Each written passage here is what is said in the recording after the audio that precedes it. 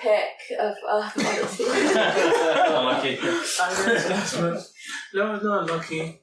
You know what? For me, another thing we can take away from this, God, you can see various experiences of prayer. My experience, much more unlike Jerome's, we were in the same university, and even though we didn't know each other, it was when we joined the Carmelites, or at the process of joining the Carmelites, we got to know each other. But I was like very lively, the jokester. I used to do stand-up comedy in school then, and things like that.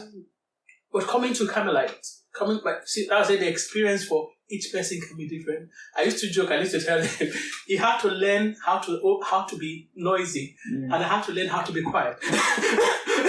And that's what spirituality is all. Everybody, there's a balance, like what the Lord calls you to, each person to is different. I have to learn how to or the Carmelite order helped me to appreciate the silence, the quietness, the quiet prayer and things like that. And so that itself, it's something. Then talking about I had what they call it, is it reversion? What do they call it? I was born Catholic. Reversion. Yeah. I left the faith at some time when I was in university. I didn't leave the faith to become an atheist. I became a Protestant. Because in that area where our school was, there were lots of Protestant groups. Yeah. I wasn't practicing before then, but that whole process of leaving the church was everything that started my journey into becoming a Carmelite today. Because I started asking myself questions. Why do we do this? Why? And I began to read the scriptures more and began to have a deeper conviction about the truth of the Catholic faith itself. There was one experience, as regards my vocation story, there was one experience that talked about how the consolation God gives. In deciding my vocation, maybe I should start from there. I came back home one day. And Mom said, it's Sunday, let's go for Mass. And I said, I'm not going, I'm not a Catholic. And she was like, look, I'm no theologian. I think you should go speak with the parish priest about any difficulty. Yeah. So I went obediently and spoke with him. Then we talked. Then he gave me some books and some movies about the Catholic faith. In those days it was VHS, not CDs. Yeah. One of them was A Call to Serve. It was by one American Franciscan, I think it was John Bertolucci. He was talking about, it was his 20th anniversary, and he was talking about how it is that there are many places where people need masses, but they don't have priests. And I was sitting there watching that in our parlor, and that was the first time it ever struck me that this is what God is asking you to do. Just sitting there in the parlor, something deep down, this is what God is asking you to do.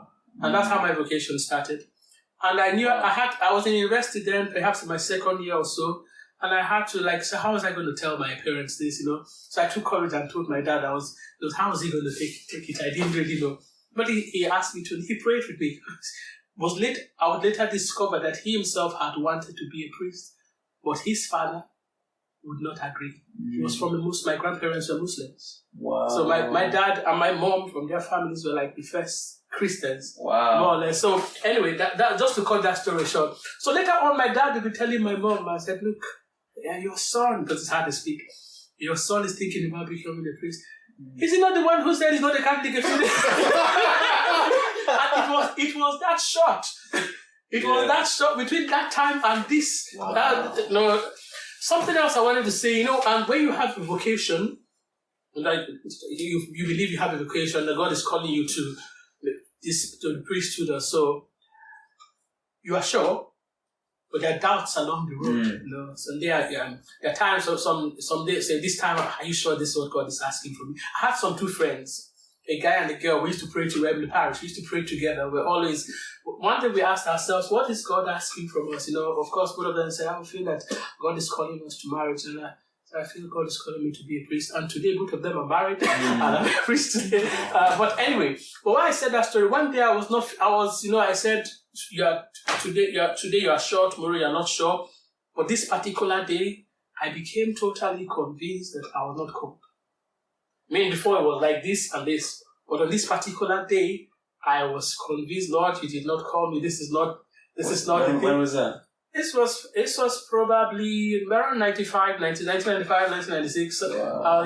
Around that time. But I was totally convinced, Lord, you didn't call me. That day I felt ill. I was, we get malaria a lot in the tropics. So I was having malaria and fever that day. So my friends came that same morning, and before they left, he said, can we pray with you before we go? Because we do that, we're in the Catholic prayer ministry. So he prayed, and when he prayed, there was something he said that stayed with me even after he finished. While he was praying, he said, "Lord, reveal the meaning of this sickness to him." That stuck with me. He said that he did not even remember, but that stuck with me. So he left. After he left, I went to the house. I tried to eat. I was, when you have fever, sometimes you have hallucination. So the tables are turning in your eyes, and so I went to lie down on the bed.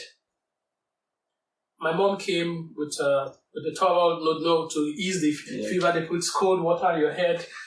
And there was a Bible. And I said, Mom, can you help me bring the Bible? And she brought it. And I opened the Bible randomly. And just like the words on this, it was as if the words from the book came out and stood before me. And the word of the Lord came to Theophilus a second time. Go to Nineveh and proclaim the gospel. That was, Wow. And that after I saw that, I got up. I just told my mom, I'm going to eat. I went to eat.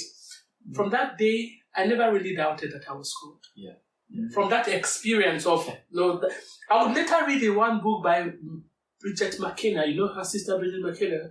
It says, Yes. she narrated that same experience. That struck me. That's the same thing I read. This thing happened to me. And she narrated, she had that same experience of as if the word came out of the book and said something to her, just like that. So that really struck me when I read.